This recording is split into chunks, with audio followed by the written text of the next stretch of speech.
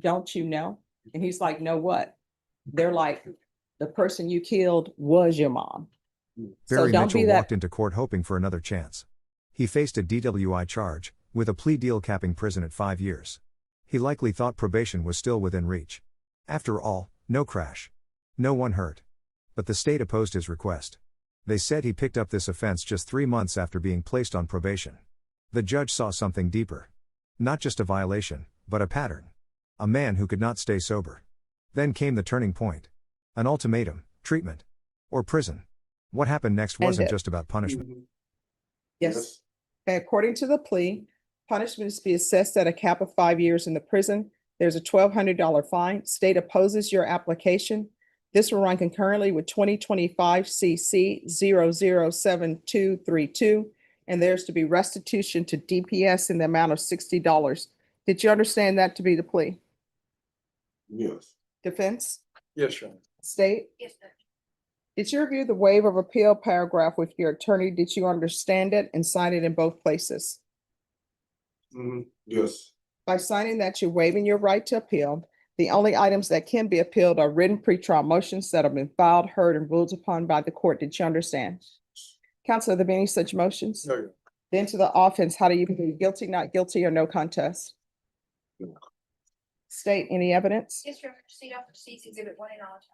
No objections. All right, did you review the waiver and stipulations with your attorney? Did you understand it? Did you sign it in all the appropriate places? Yes.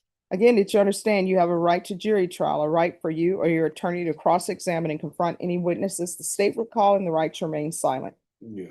Did you understand that today the state will be presenting evidence in the form of witnesses' statements and police reports, but most importantly, there'll be no live testimony? Did you understand? Yes. Court will find that defendant has knowingly and voluntarily waived and consented to stipulation of testimony and stipulations. Court will accept into evidence states exhibits 1 and attachments and review the same.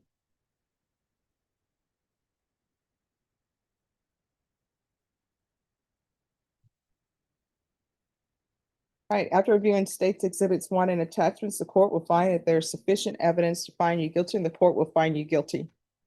Are you proceeding with sentencing? Yes. If you want All to right. proceed with sentencing of the judge. Anything you want to say on behalf of your client? Judge, yes, thank you for the opportunity. I've had a real, I don't know, Mr. Mitchell is he's a very nice man. He's had a problem, even though he's had some VR problems with the interlock because he doesn't have a car.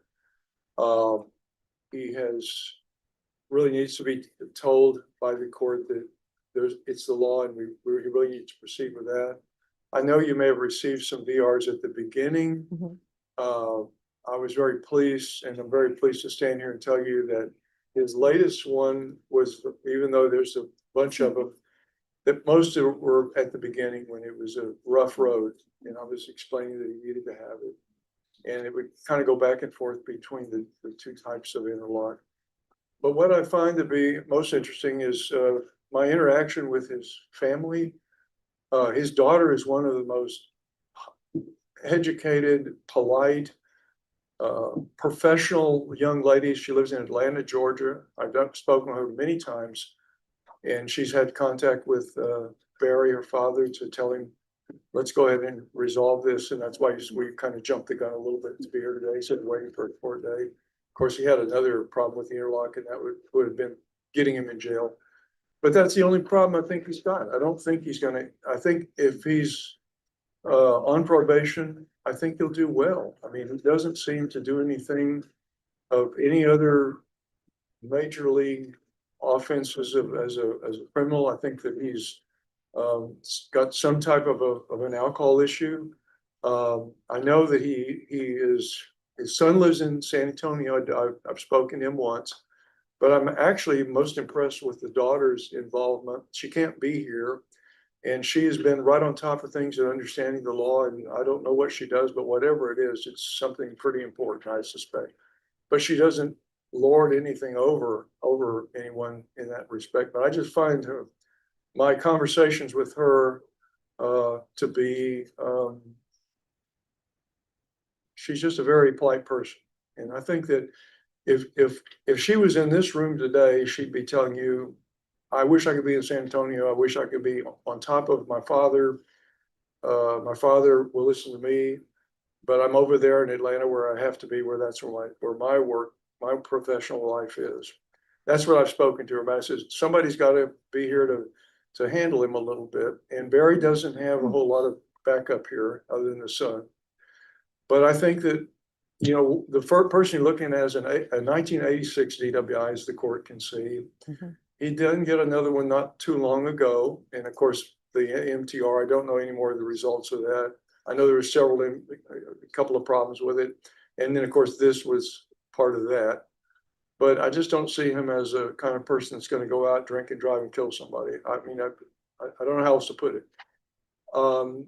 I think that if you, and I know you are a very strict person on probation, I wanted him to come and see you in court today, hear you speak and see how you do things. And I told him what to expect.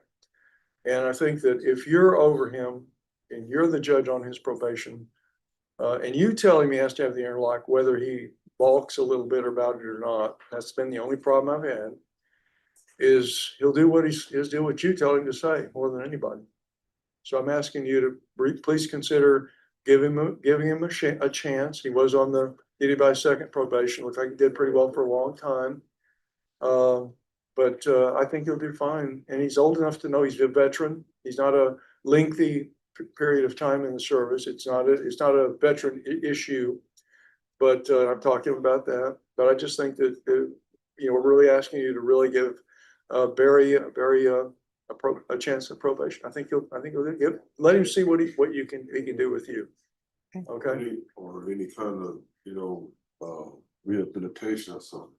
Okay. All right, let me hear from the state. Your Honor, we are opposed to the application. Mr. Mitchell was placed on probation for DWI second, which was reduced to a DWI in county court just almost 3 months to the day. When he picked up this new offense, it begs the question of whether Mr. Mitchell was operating a vehicle that was not installed with ignition interlock, as is a condition statutorily under DWI, or if he was operating and planning to violate by going high. I think Mr. Mitchell is a danger not only to the community, but frankly to himself, and I don't think his behavior has shown he will follow. Thank you. Could I add one more brief thing about Sure. in the state? I invite them to correct me, obviously, if I say anything misleading. I believe that the driving facts in this case are pretty slim. I mean, he's operating, but I don't believe he's doing anything of any type of danger. Is that correct, counsel? Is he just basically sitting in a car with it running, or? The law states it is operation. No, we're totally in agreement with that. That's the law, Judge, and he knows that. I've explained it. But the driving is not a dangerous situation. All That's all I was trying to make sure the judge Sure. saw, and I know you did. Thank you. Oh, yes. All right, so here's the thing. The state is requesting that you go to prison. And the most they're requesting that you go to prison is for 5 years. This is what I believe your problem is. And if I'm wrong, somebody correct me. He cannot stay sober. And I don't know why it is that people don't realize that if you're going to drink, take the via bus.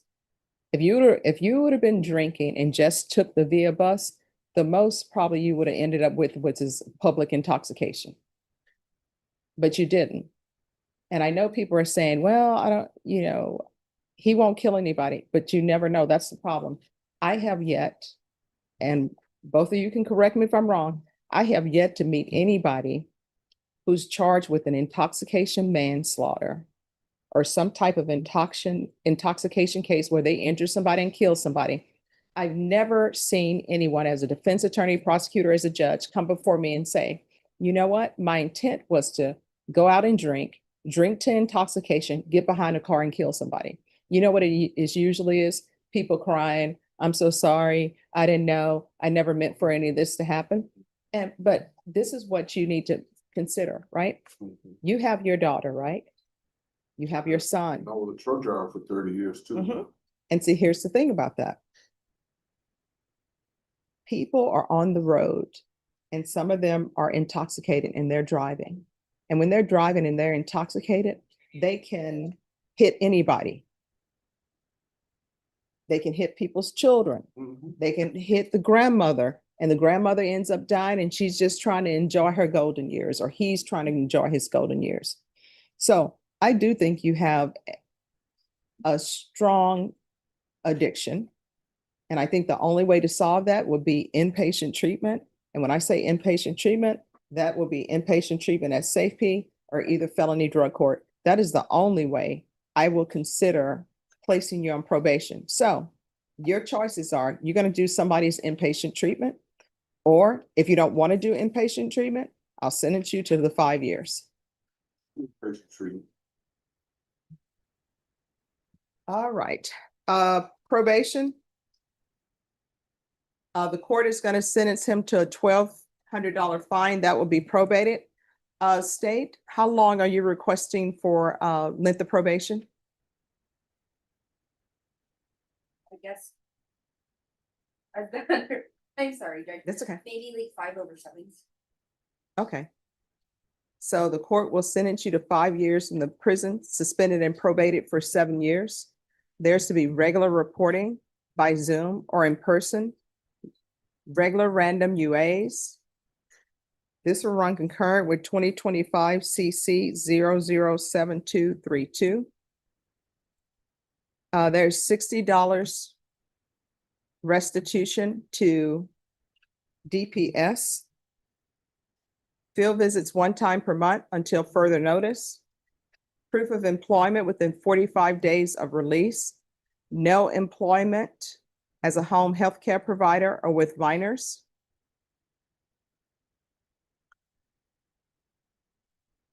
DWI education course. DWI live. The impact panel live, I'm sorry, VIP live. 2-year license suspension.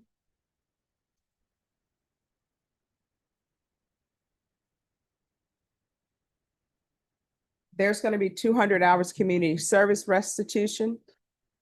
There'll be 1 hour deducted for every sober support meeting. I'm going to order 20 sober meetings in 20 days upon release. There's going to be referral to felony drug court in custody. There's to be a TAP evaluation in custody.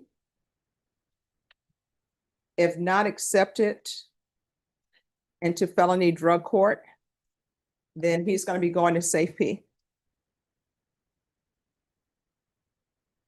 Probation, did I forget anything?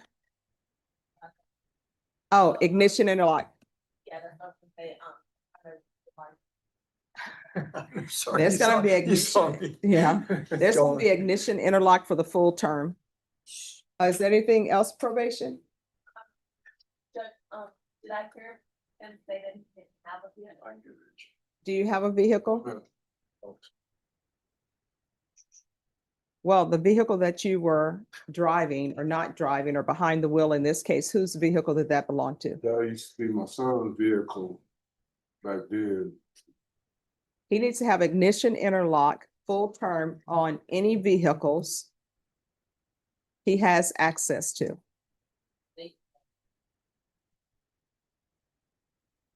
So if you're living with your son and your son has a vehicle, Staying by myself. Yeah, according to his daughter, Judge, she lives in a boarding house somewhere. We're trying to get a key to get it there. So, well, we will see. yes, sir. And if for some reason, the probation discovers he has no access to vehicles, then I will consider changing that, and it will be a portable monitoring device with an affidavit of non-driving. Is there anything else, probation? Anything else you need in order to be successful? Really good chance right here. All right. Well, Okay. Did you review the document entitled Trial Court Certification of Defendant's Rights to Appeal with your attorney? Did you understand it and sign it? Remember last document I gave you, talked about. mhm. That's what she does. Precise, I understand. All right, because this is a plea bargain agreement, because I followed your plea bargain agreement, and because you waived your right to appeal, you do not have the court's permission to appeal. Because this is a felony conviction, you're not allowed to own or possess any weapons or ammunition. If you have a question over what that is, you'll need to speak to an attorney. Do you understand? All right, so we're off the record. Here's the thing. You know, back in the day, they used to have pastors, and you could get the pastor's speeches or their sermons, I should say, on albums. So my grandmother, my mom, they have a lot of albums with sermons by pastors. And there's one sermon that's on there where this guy, he would constantly call his mom when he would get in trouble, right? He would drink, call his mom would come down and bail him out. The last time he went into custody at the jail, he was just screaming and hollering, telling them, you know, I want my mom to come bail me out. And you know what the deputies told him? Don't you know? And he's like, no, what? They're like, the person you killed was your mom. So don't be that person where you're hollering for your children and you find out that you've been driving intoxicated. You understand? Yes, ma'am. All right, In good the luck to you. end, Barry avoided the full 5-year prison sentence, but only under strict conditions. 7 years of probation. Inpatient treatment. Interlock. Meetings. Supervision. The judge made it clear, one wrong move, and prison is waiting. Was this mercy? Or just a delayed consequence?